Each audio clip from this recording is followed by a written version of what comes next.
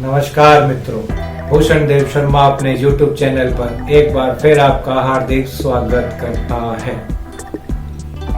ये स्वागत शब्द जो है वो मेरे मुंह से हर वीडियो में निकल रहा है, वो इसीलिए क्योंकि आप लोग मेरा स्वागत कर रहे हो, हर वीडियो में मेरा उत्साह बढ़ा रहे हो, तो मेरा भी फर्ज बनता है कि मैं भी आपका स्वागत करूं। मेरा आपसे निवेदन है कि मेरी वीडियो जो आप देखते हो, मेरी वीडियो जो आप पूरी देखते हो, इसको आप सब्सक्राइब भी करो।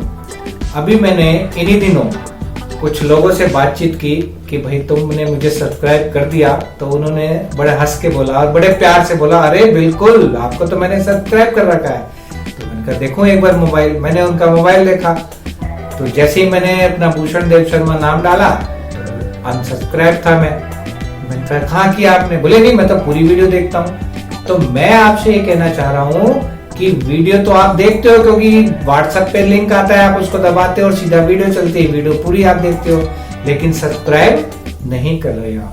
तो मेरा निवेदन है कि YouTube पे जाके भूषण देव शर्मा टाइप करना है, आपको भूषण देव शर्मा की फोटो दिखेगी और सब्सक्राइब वर्ड रेड कलर का दिखेगा, जिसके ऊपर मैंने वीडियो भी बना के दे चुका हूं कि किस प्रकार आपको सब्सक्राइब करना है। कई लोगों को अभी भी नहीं पता कि सब्सक्राइब क्या होता है, इसको कैसे करना है, तो उसके ऊपर मैंने वीडियो डाल चुका हूं।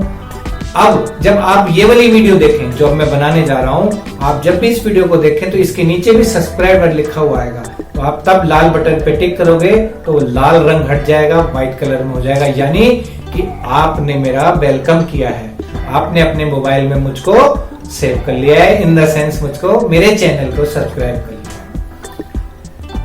आज मैं वीडियो बनाने जा रहा हूं कुछ रस्मों पे, क्योंकि इसके लिए भी मेरे पास कई फोन आए, क्योंकि मेरी जो पिछली वीडियो में एक वीडियो थी कि 7 फेरों के 7 वचन, लोगों ने खूब पसंद किया, कईयों ने धन्यवाद लिखा कि आपने हमारे वचनों को दोबारा याद दिलाई।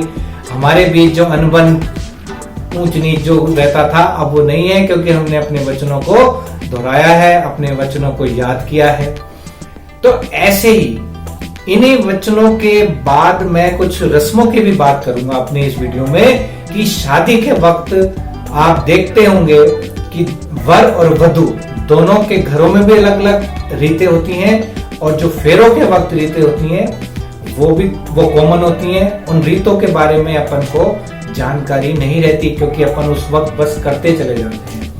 जैसे वधू के घर में 2-3 रीतें बहुत ही अच्छी तरह मनाई जाती हैं, जैसे एक मेहंदी की रस्म, दूसरे चूड़े की रस्म। मैं पंजाबी रस्मों के ऊपर ज्यादा फोकस कर रहा हूँ।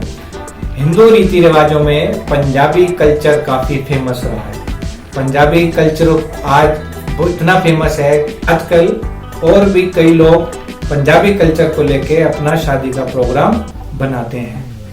अब मैं बात कर रहा था कि वधू के घर पे जैसे कि मेहंदी की रस्म, चूड़े की रस्म, जो मेन फंक्शन प्रोग्राम रखा जाता है। और मेरी इस वीडियो में मैंने कई क्वेश्चन अपने टाइटल पे लिखे हैं कि मेहंदी क्यों लगाई जाती है, मेहंदी क्यों लगाई जाती है, दूल्हे के सिर पे चांदी का मुकुट क्यों बांधा जाता है, फेरों के वक्त दामाद को दही क्यों खिलाई जाती है, उसका अंगूठा क्यों धोया जाता है, फेरों के वक्त दुल्हन अपने हाथ में भाई द्वारा लिए गए फूलों को पति के हाथ में देती है और वो उसको अग्नि में क्यों डालता है, विदाई के वक्त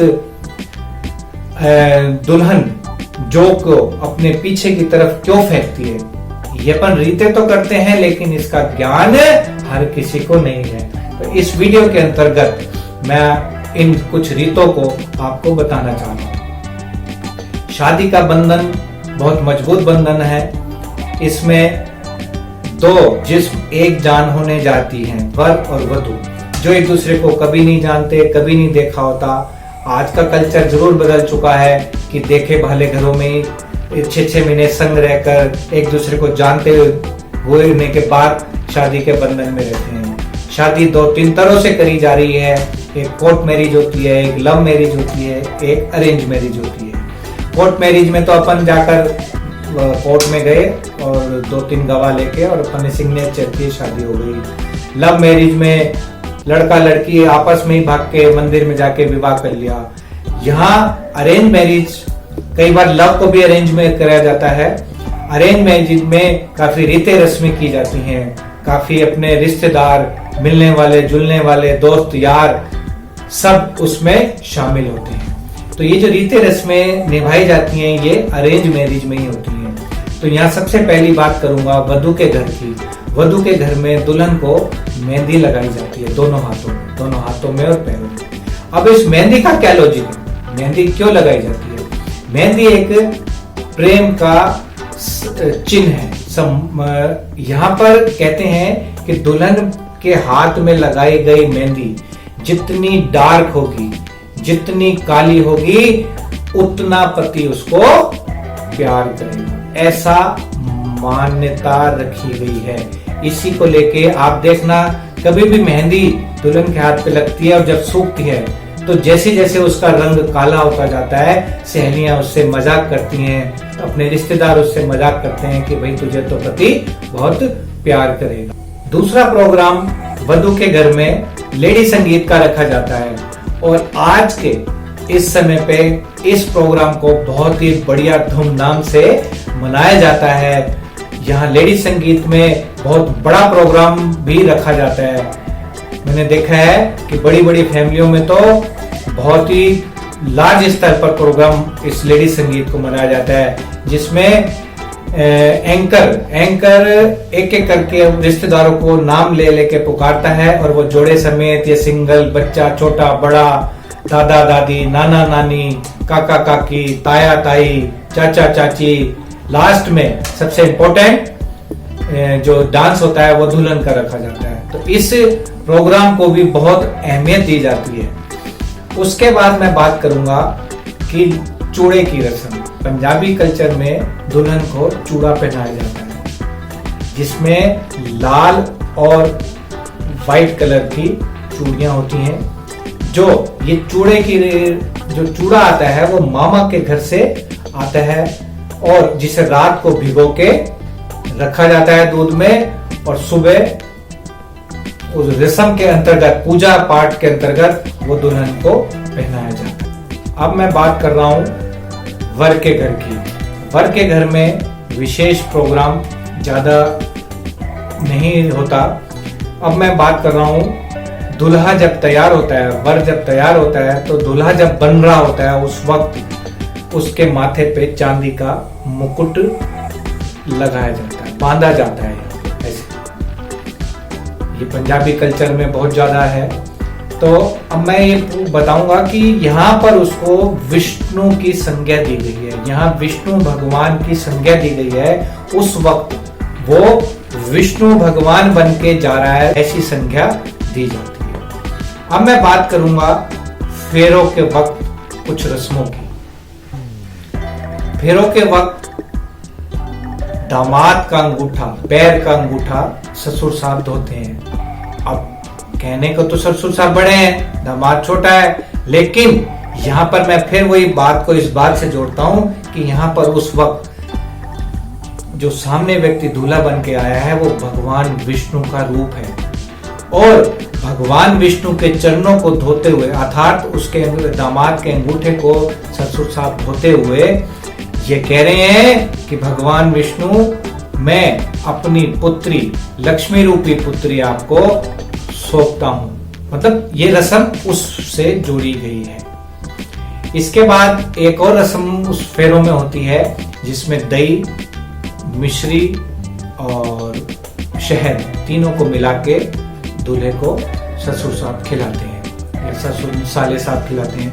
तो यहाँ पर भी एक ये बहुत ही इस रस्म के पीछे कहा गया है कि जो पौष्टिक आहार आज मैं आपको खिला रहा हूं, जिससे आप हमेशा ऐसे ही जिंदगी भर पौष्टिक आहार आप और अपनी धर्म पत्नी जो आपकी बनने जा रही है, आप इसको खिलाते रहो ताकि आपका वंश आगे बढ़ता चले।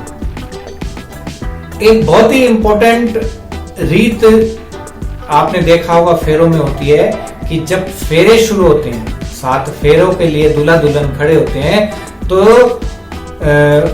फेरों जहां फेरे हो रहे होते हैं उसके चार कोनों पे चार भाई, दुल्हन के चार भाई खड़े होते हैं। और जैसे ही दुल्हन फेरा शुरू करती है तो दुल्हन के हाथ में भाई लोग एक फुल्ले उसकी मुट्ठी पे रखते हैं। और जैसे ही फेरा पूरा होता है वो फुल्ले उसी के नीचे दूल्हे के हाथ होते हैं। आप देखना कभी फेरों में बैठो तो वो पूरे के पूरे जो भाइयों ने उसको दिए थे वो दूल्हे के हाथ में ऐसे छोड़ देती है।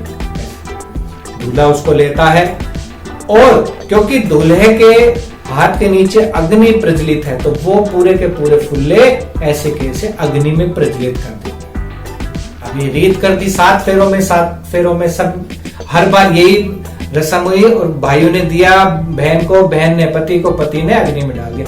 अब इसका मतलब अपन नहीं जानते भाई ऐसा क्यों किया। यहाँ पर पति ये कहना चाह रहा है कि तू जो भी मायके से ला रही है वो उसको मैं नहीं रखूंगा, मेरे को नहीं चाहिए, मेरे घर में बरकत है, मेरे इस तनख्वाह में बरकत है, तो अपने घर से मायके से आगे से कुछ नहीं लाएगी तो मैं ऐसे अग्नि में उसको डाल दूंगा।